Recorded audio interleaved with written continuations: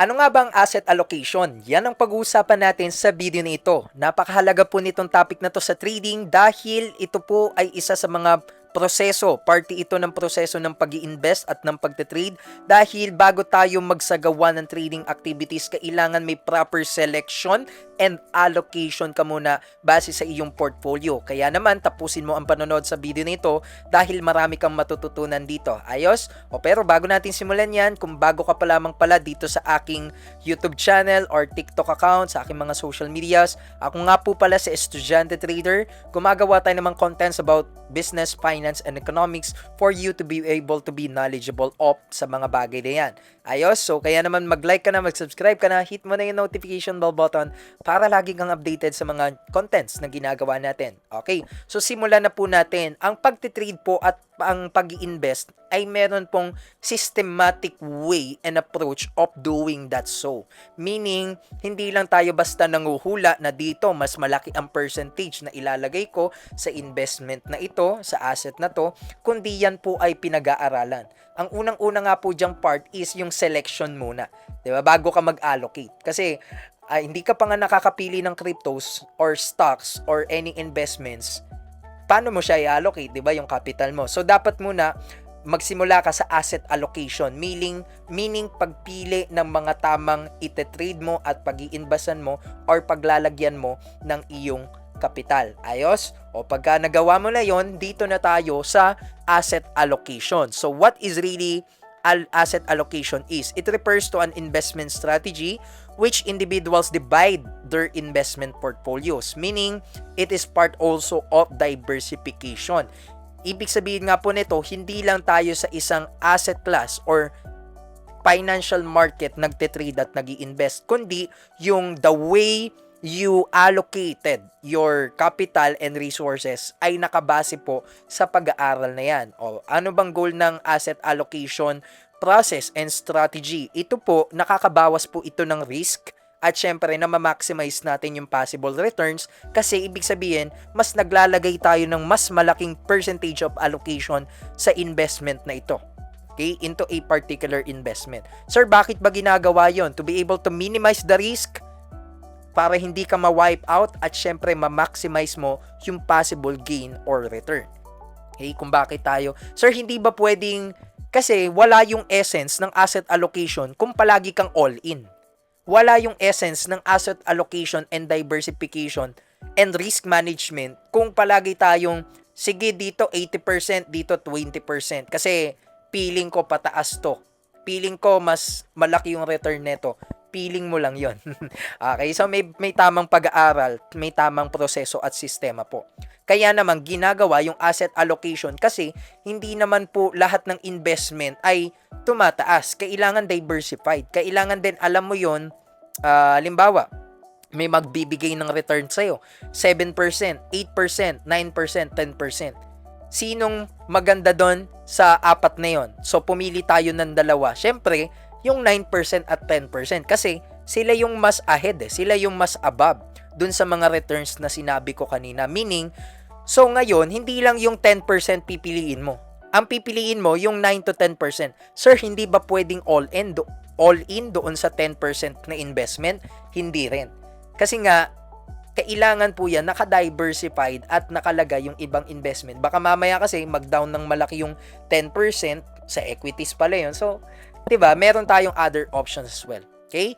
So asset allocation, patungkol po ito sa kung gaano kalaking pera ang i-allocate mo or ilalagay mo doon sa investment na 'yon.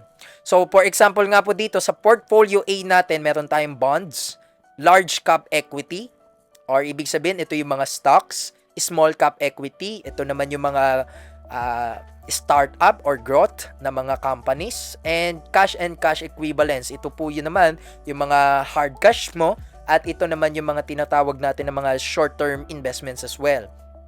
Si portfolio B naman, large cap equity. Tignan nyo po yung tinatawag natin na pagitan niya at tinatawag na asset allocation dito, yung pagkaka-divide.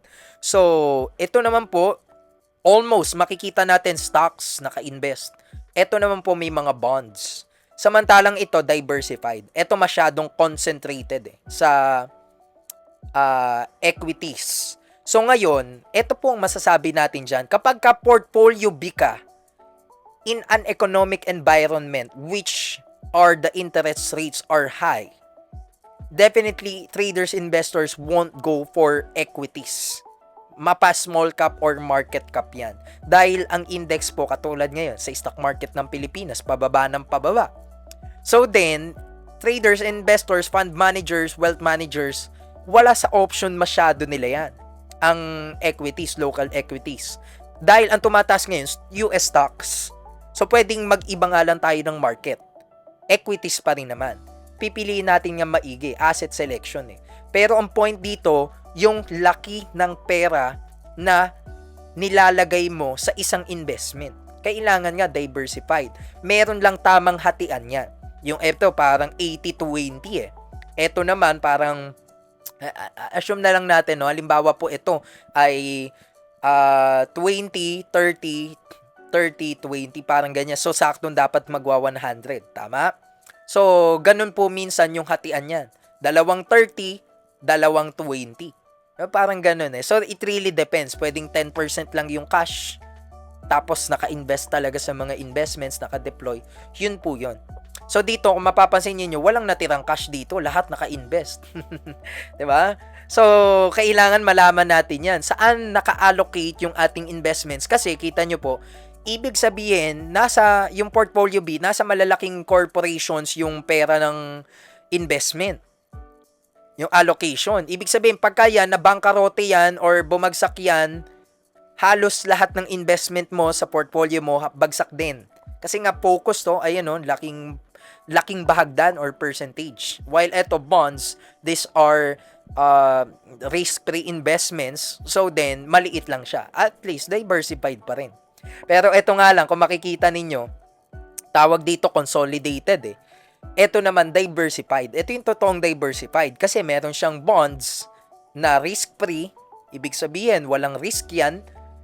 Kakaunti lang talaga halos, no? And then dito may mga stock investment din siya. Ayan, dito stock investment din. Dito nga lang yung mga high cap and small cap. And then meron siyang cash and cash equivalents. So ngayon, ano bang maganda dito sa portfolio A or portfolio B? It really depends. Kasi yan po, nagbabago-bago nga yung weight na tinatawag, weight of allocation. Pwedeng 20, 20, 20, 20, 20. Pwede namang 20-30, 20-30. Diba? Pwede naman 40-40, 20. Pwede namang 30-30, 30-10. Mag-iiba-iba po. Sir, bakit? Dahil ang financial markets po, ang economic environment, nag-iiba-iba rin. Sabi ko nga kanina, kung mataas masyado yung interest rate sa bansa na yun, maybe itong portfolio B, hindi po akma yan. No, mataas ang high cost of borrowing, high cost of prices and services or inflation rate, tapos devaluation of currency, depreciation yan. Ang epekto po nun is dito sa large market cap, malaki ang ilulugi mo dyan. Hindi siya totally diversified. Ngayon, ang option mo pwedeng ganito. Pero kapag ka naman ang stock market, halimbawa stock market ng Pilipinas, tumataas na ulit, may reversal na, tataas siya in the next years. O so then, pwede mong gawin tong portfolio B. Pero yan ay magdedepende pa rin sa'yo kung anong allocation yung gagawin mo. Ang ibig sabihin lang yan, in simple trading, in simple terms, kung may 100,000 ka, paano mo divide din yun sa iyong mga trading ventures? No? Magiging 10,000 muna per crypto yung bibilin mo? No? 20,000 ba muna? Kasi magiging 5 na lang yun. 5 cryptos times 20,000, 100,000. Yun yung challenge dito sa portfolio allocation. Paano ka magiging matalino na trader and investor para ma-diversified mo yung pera mo, ma-minimize mo yung risk, at ma-maximize mo yung return.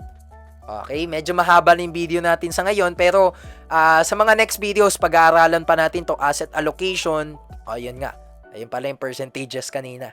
So, kaya yun, basahin nyo na lang ito. Thank you pala dito sa CFI. Nag-aral ako dyan ng Financial Modeling and Valuation Analyst. So, yun lamang. Sana marami kayong natutunan, financial students, and also sa mga mentees and students natin dyan. Yun lamang, The Estudyante Trader here.